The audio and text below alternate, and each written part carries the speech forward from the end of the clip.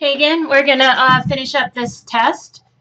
We just have a few more problems to go. The last video left off on part D, interpret the confidence interval between the two proportions. So this is a two proportion confidence interval. If I go to my formula sheet, I'm on confidence interval. I can either use this formula here or use my calculator function.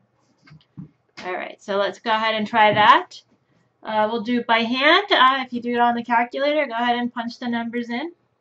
For the people that don't use the calculator, we want to take the difference between the two proportions. So we take 0.899.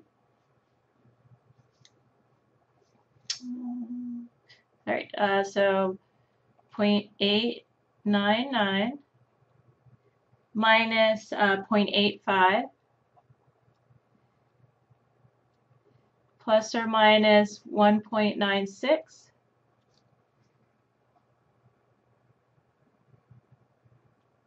And then we take 0.899 times 0.101, 1 minus that,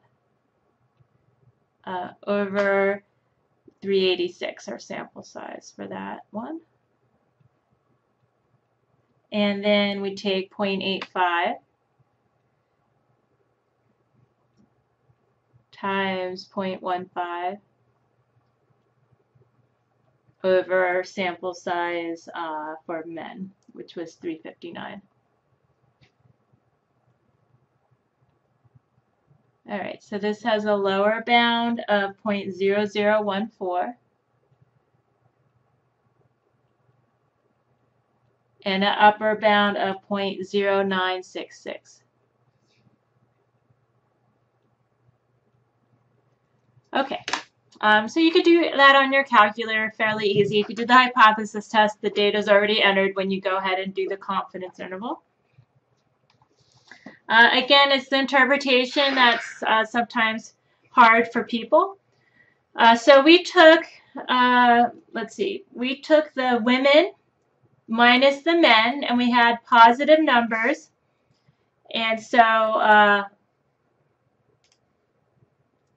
that means that women are more likely to agree with the statement than men. So we can be 95% confident that between 0.14% and 9.66% more women will agree with the statement than men.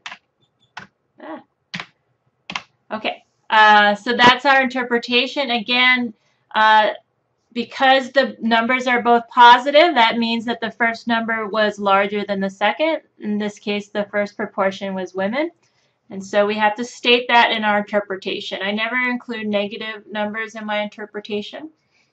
If my numbers were negative, that means the second number would have been higher. Next question, the last one for this part. Does your confidence interval and hypothesis test agree? The answer to this will always be yes. If they don't agree, then it's likely that you did something incorrect. So if for some reason they didn't agree, you probably computed something incorrectly. So the answer is yes. The reason is that for a hypothesis test, we stated that there was a difference between men and women with regards to the statement. And our confidence interval said the same thing. In fact, it was said even more about it. It told us how much of a difference. So I'd say something like, yes, we concluded in our hypothesis test that there was a difference between men and women, and our confidence interval also supported that there is a difference. Okay. All right, that's it for that one, and I think we just have one more to go. So this will actually be a little bit shorter of video. Winning team data were collected for teams in different sports. The results given below.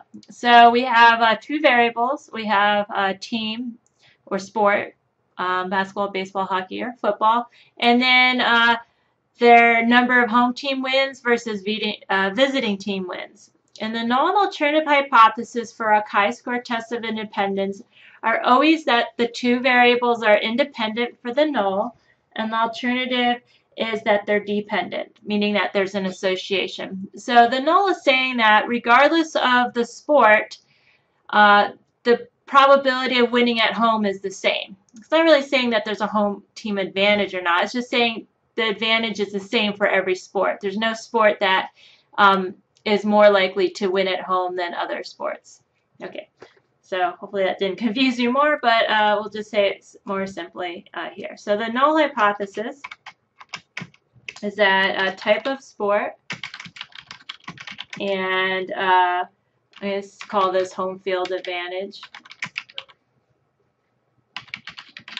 are independent. And the alternative is just that the two are dependent. And it's okay to say there's no association for the null, and the alternative there is an association. That's the same thing as saying they're independent and dependent. Okay, so we just write out the null and alternative in words like that. And then this question is pretty easy. All we really have to do is give the conclusion for the test. So we have a p-value of 0.008. And there was no significance level given. I just probably forgot to give one when I created the question. But let's just assume an alpha level equal to 0.05. And so our p-value is less than that, so we can reject H naught and conclude that type of sport and home field advantage are dependent. Since we're rejecting the null, the alternative says that they're dependent. Okay, so that's it. The other sample exam has some similar questions, so I would definitely suggest reviewing that as well. Good luck on all your finals, and have a good break.